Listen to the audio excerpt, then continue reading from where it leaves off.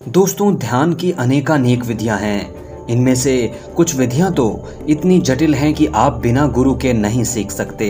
अगर सीख भी जाते हैं तो भी गलती होने की संभावना बनी रहती है। लेकिन दोस्तों, कुछ ऐसी भी ध्यान विधि है जो बिल्कुल आसान है और जिसे एक नया साधक भी आसानी से समझ और सीख सकता है। ऐसी ही ध्यान विधियों में से एक है आनापानसति योग। नमस्कार दोस्तों, मैं हूं विवेकानंद विमल और विमल वाणी पर भरोसा करने के लिए शुक्रिया। दोस्तों, इस वीडियो में मैंने आनापानसति के 2 खास विधियों के बारे में बताया है, इसलिए इस वीडियो को पूरा अवश्य देखें। दोस्तों, आनापानसति एक ब्रीदिंग मेडिटेशन है, यानी यह सांसों पर आधारित ध्यान है।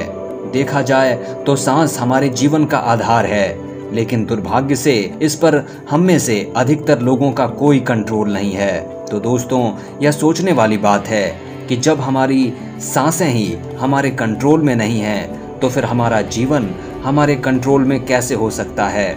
इसलिए दोस्तों, अपने जीवन, अपने मन बुद्धि को ठीक करने के लिए हमें अपनी सांसों को साधने की आवश्यकता है। दोस्तों, यही काम करता है आनापानसति योग ध्यान। दोस्तों, आनापान और सति पाली भाषा के शब्द हैं, जिसमें आन का अर्थ होता है श्वास लेना और अपान का अर्थ है श्वास छोड़ना। सति का अर्थ है कि साथ मिलकर रहना, यानी सांसों को आते जाते हुए देखना या आते जाते श्वास के साथ रहना। दोस्तों, हम अपनी श्वास को कुछ सीमा तक नियंत्रित कर सकते हैं। हम अपनी श्वास को कुछ समय के लिए रोक सकते हैं, लेकिन हम इसे अस्थायी रूप से रोक या कंट्रोल नहीं कर सकते। आमतौर पर हमारी सांस लेने की प्रक्रिया अनजाने में होती है। आनापानसति का अभ्यास सांस लेने के हमारे बेहोश पैटर्न को सचेत श्वास में बदलने का एक शानदार तरीका है। इस जागरूकता के साथ हम खुद को चेतना की एक उच्च अवस्था में स्थापित कर सकते हैं। दोस्तों, जब हम सांसों पर बार बार ध्यान देते हैं तो हमारा मन एकाग्र और शांत हो जाता है और मन की चंचलता समाप्त हो जाती है। शुरुआत में कई बार ध्यान करते वक्त हमारा मन विचलित हो जाता है और हम कुछ से कुछ सोचने लगते हैं। इससे हमारा मन सांसों पर न रहकर विचारों में खो जाता है।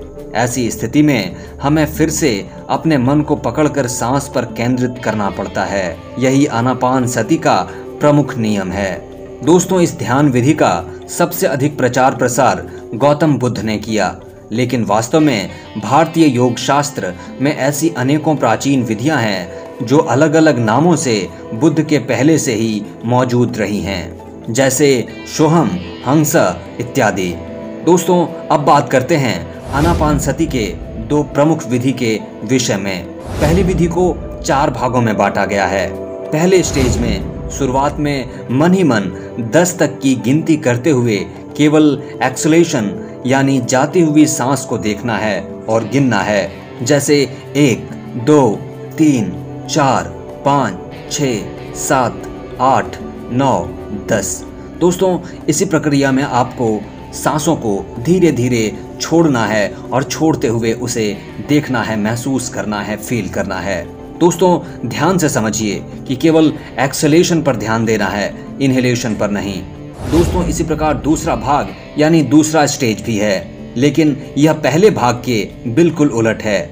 इसमें 10 की गिनती तक केवल आती हुई सांस यानी इनहेलेशन को देखना और गिनना है। इसमें एक्सलेशन पर ध्यान नहीं देना है। दोस्तों, यानी पहली और दूसरे स्टेज की दोनों ही विधियां बिल्कुल विपरीत हैं। पहले स्टेज में एक्सलेशन यानी जाती हुई सांस को गिनना और देखना है, जबकि दूसरे स्टेज में सिर्फ आती हुई सांसों को ही देखना है। अब आते हैं दोस्तों तीसरे स्टेज पर। तीसरे स्टेज में सांस को गिनना बंद कर दें और केवल आते जाते सांस पर ध्यान केंद्रित करें। सांसों को बस देखें कि वह आपके शरीर में कहां कहां जा रहा है, उसके साक्षी बन जाएं। वह किस अंगों को छू रहा है, स्पर्श कर रहा है या देखने का प्रयास करें। इसे आप जितनी देर करना चाहें कर सकते हैं। इसके बाद आता है चौथा स्टेज। इस स्टेज में आते आते इंसान काफी हद तक एकाग्र हो जाता है। वह अपने शरीर की छोटी छोटी हलचल गतिविधि को भी महसूस कर सकता है। दोस्तों, इसलिए इस स्टेज में सांसों पर ध्यान न देकर नाक के अग्र बिंदु पर ध्यान दिया जाता है, जहां से हमारी सांसें अंदर आती हैं और फिर बाहर जाती हैं। जिस बिंदु पर हवा का सबसे पहला स्पर्श होता है दोस्तों, उसी बिंदु पर हमें ध्यान करना है। दोस्तों, जैसे ही उस बिंदु पर हवा का स्पर्श होता है उसे महसूस करें। फिर जैसे ही सांस जाते हुए उस बिंदु को स्पर्श करती है तब उस बिंदु को महसूस करें।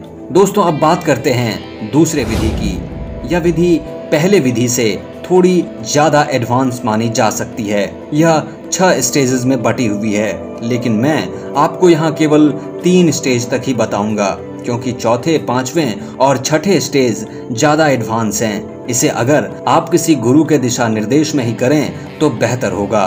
दोस्तों, इस विधि का पहला स्टेज है काउंटिंग यानी गणना। दोस्तों, इसमें आपको मन ही मन 1 से 10 तक की गिनती करते हुए सांस को लेना है और छोड़ना है।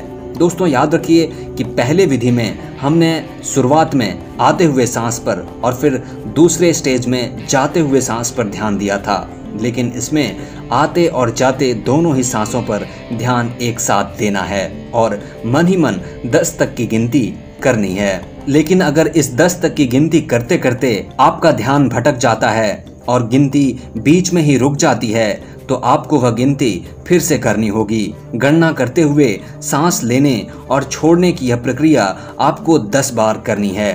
दूसरा स्टेज है अनुगमन।